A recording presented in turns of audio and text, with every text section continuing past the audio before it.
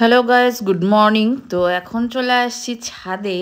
আর সকাল সকাল ছাদে এসে নিয়ে আমি আগে কালকে আমি জামা কাপড়গুলো ধুয়ে রেখেছিলাম, ওগুলো হচ্ছে মেলে দিলাম। তারপরে দরজাটা খুলে নিয়ে এখন দেখছো পর্দাটাকে খুলে দিচ্ছি, কারণ পর্দাটাকে আমরা আটকে রাখি এরকমভাবেই, কারণ আশেপাশে ভীষণ হচ্ছে লতা পাতার উৎপাত থাকে, ওর জন্য হচ্ছে এইভাবে উঠিয়ে নিয়ে হচ্ছে বেঁধে রাখা হয়।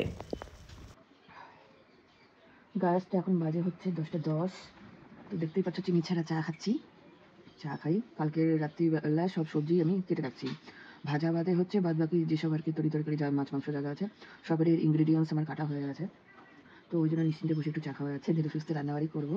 হ্যাঁ, স্কিন কেয়ার এখন তেমনভাবে কিছু করা হয়নি, জাস্ট চুলটা কোনো মতো একটু বাঁধলাম আর মুখ ধুয়েছি, সিম্পল এই যা। তো চলো কী কী রান্নাবাড়ি করবো, কী করবো না করবো সবই তোমাদের সাথে শেয়ার করবো। আর আজকে এমনি ভালো লাগছে না, মানে মোট কথা মুডটা অফ হয়ে বসে আছে, কেন জানি ভালো লাগছে না, বুঝতে পারছি না কেন। ওকে রাত্রিবেলা ঠান্ডাও লেগেছে ভীষণ, এই ঘাটটা দিয়ে তখন বললাম না ছেলে রাখতে ব্যথা। দেখি এখন কত দূর কি কাজ করে উঠতে পারি। তো চলো টোটাল ব্লগটা দেখতে। ফ্রেন্ডস, কাজে ভীষণ ব্যস্ত, এই জন্য সবসময় আমার ফেস তোমরা দেখতে পাচ্ছ না। জামা কাপড়গুলো দেওয়া হয়েছিল, এগুলো সবে হচ্ছে শুকিয়ে গেছে, তাই এখন আমি হচ্ছে নিয়ে যাচ্ছি। মাংসটা হচ্ছে বসিয়ে আসলাম। তাড়াতাড়ি কাজ শেষ করার চেষ্টা কেন করছি, কারণ হচ্ছে যে দেখো, শুধু তো কাজে ব্যস্ত থাকলে হবে না, বাচ্চাদের সাথেও তো একটু হচ্ছে সময় কাটাতে লাগে। আমি যদি একটা বাচ্চার সাথে কোনো সময়টা না কাটাই, তাহলে কি ওদের ভালো লাগে নাকি? বাবা মা দুজনকেই হচ্ছে বাচ্চাদের সাথে একটু টাইমটা স্পেন্ড করতে হয়। তাদেরও তো চাইল্ড সাইকোলজিরও তো ব্যাপার থাকে না। সারাক্ষণ যদি কাজে ব্যস্ত থাকে, তাহলে বাচ্চাদের সাথে সেভাবে সময়ও কাটানো হয় না, কিছুই কিছু হয় না, ওরাও ওদের মনের ভাবটা প্রকাশ করে উঠতে পারে না। ফলে কি হয়, ইন ফিউচারে চাপা গোছের হয়ে যায়। তারা ভাবে যে না, কোনো কথাই বাবা মাদের সাথে শেয়ার করা যাবে না। সুতরাং সেই জিনিসটা যাতে না তৈরি হয় ছোটোবেলার থেকেই, ওই জন্য হচ্ছে বাচ্চাদের সাথে হচ্ছে মিশতে লাগে, সময় দিতে লাগে বাচ্চাদেরকে, ওই জন্য তাড়াহুড়া করছি। আর সকালেই দেখালাম তোমাদেরকে যে গেঁদা গাছ আনা হয়েছে, পরে ওগুলোকে হচ্ছে লাগাবো। তো চলো এখন নিচে যাই, কারণ হচ্ছে বললাম আগেই মাংসটা বসে আসছি। আর সন্ধ্যাবেলা একটু বার হব, কারণ এই 20 তারিখ হচ্ছে ছেলের জন্মদিন। আর আমার মা একটা জ্যাকেট দিয়েছে, হ্যাঁ, তো হচ্ছে জাস্ট একটা হচ্ছে প্যান্ট, জিন্সের প্যান্ট আর তোমার একটা গেঞ্জি কিনবো, তাহলেই হয়ে যাবে। আর পরে বাদবাকি কী কী করছি না করছি জন্মদিনের দিন, সেগুলো হচ্ছে আলাদা ভ্লগে তোমাদের সাথে অবশ্যই শেয়ার করব।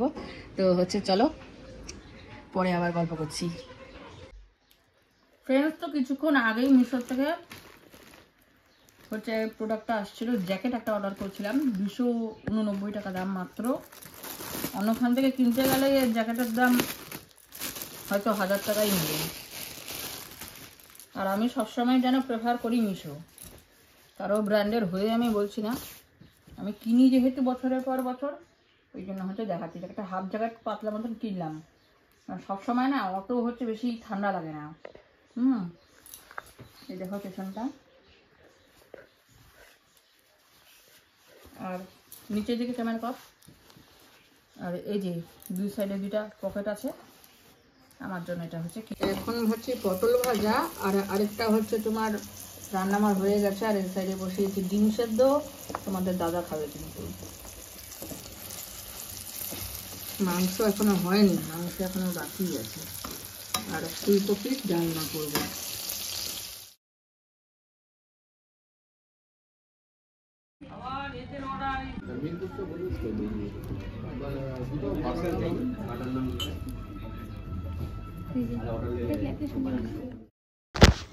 আমরা এখানে এসে অর্ডার দিয়েছি হচ্ছে তোমার, আমি খাবো হচ্ছে কোল্ড কফি, আর ওদের জন্য মশলা কোল্ড ড্রিঙ্কস হচ্ছে অর্ডার করলাম। আর তোমার দাদা হচ্ছে প্লেন কোল্ড ড্রিঙ্কস খেয়েছে।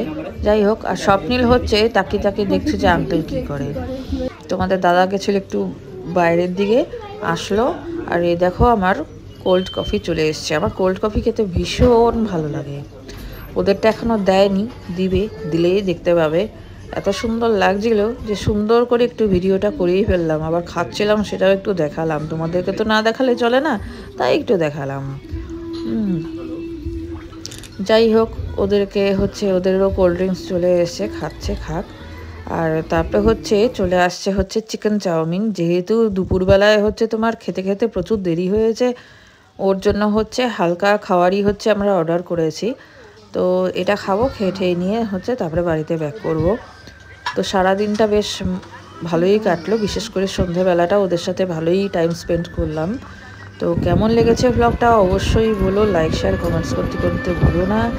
বাই।